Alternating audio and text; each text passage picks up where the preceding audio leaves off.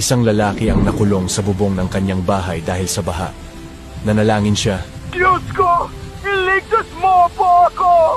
Pagkalipas ng ilang minuto, may dumaan na sakay ng bangkang disagwan at nagsabing, Sumakay ka! Dadaling kita sa ligtas na lugar! ngunit sumagot ang lalaki.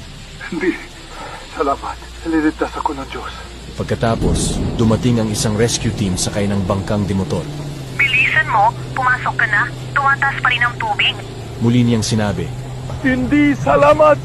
Ililigtas ako ng Diyos! Sa wakas, nagpaabot ang helicopter ng lubid. Ngunit hindi ito kinuha ng lalaki. Naghihintay pa rin siya ng himala mula sa Diyos. Sa huli, siya ay nalunod.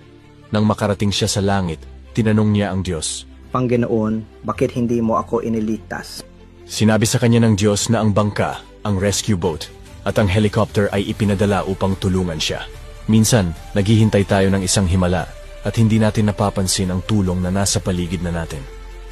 Ang Diyos ay tapat. Kapag nanalangin ka sa Kanya, gagawa siya ng paraan at magpapadala ng mga tamang tao para tulungan ka. Kung naniniwala kang kailan may hindi Kanya pababayaan, sabihin mo lang, Amen sa Diyos. Naway ibahagi mo ang patutuong ito sa isang taong dumaranas ng mahirap na oras. Hikayatin silang magtiwala sa Diyos at huwag tumigil sa pagdarasal.